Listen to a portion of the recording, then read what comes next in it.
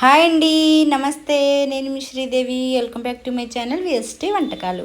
ఎప్పుడైనా మీరు పసుపాకుతో పకోడీ తిన్నారా? నేనైతే చాలాసార్లు తిన్నానండి.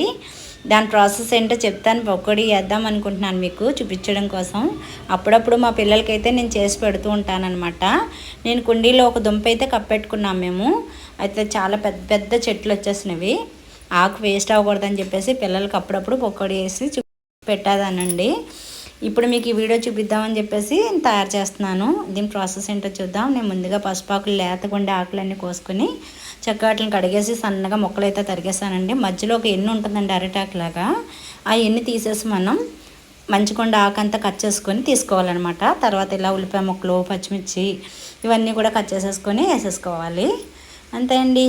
శనగపిండి ఇంక మామూలు కామనే కదండి, పకోడీ అంటే అందరికీ తెలుసున్నదే కదా. పచ్చిమిర్చి, ఉల్లిపాయ, శనగపిండి, కొంచెం జీలకర్ర, కారం, కొద్దిగా వరిపిండి కరకరలాడడానికి. అంతే అండి, చాలా ఈజీగా అయిపోతుంది. ఇదంతా కలిపేసుకుని మనం పకోడీగా వేసేసుకోవడమే. పసుపు చాలా చాలా మంచిదండి, యాంటీబయాటిక్ కదా పసుపు. పసుపు వల్ల చాలా చాలా ఉపయోగాలు ఉంటాయండి. నా దగ్గర ఉండేది నల్ల పసుపు అనమాట. నాకు ఎప్పుడైనా కొంచెం ఈ క్లైమేట్కి, మనకు ఇప్పుడు క్లైమేట్ మారింది కదండి, కొంతమందికి ఆవేశంగా ఇవన్నీ ఉంటాయి, దగ్గు, జలుబు ఇవన్నీ ఉంటాయి. అలాంటి వాళ్ళకి మనం ఈ పసుపు చిన్న దుంప తీసుకుని మన పాలల్లో మరిగించుకుని తాగినట్టయితే వెంటనే రిలాక్స్ అయిపోవచ్చండి. నేనైతే చాలాసార్లు యూజ్ చేశాను, నాకు చాలా బాగా పనిచేసింది. మీరు కూడా ఉంటే ట్రై చేయండి. లేదంటే మామూలు పసుపు అయినా సరే మీ దగ్గర ఉంటే నైట్ టైం ఒక గ్లాస్ పాలలో ఒక 1/2 టీ స్పూన్ వరకు పసుపు వేసేసుకొని మరిగించేసుకొని తాగండి.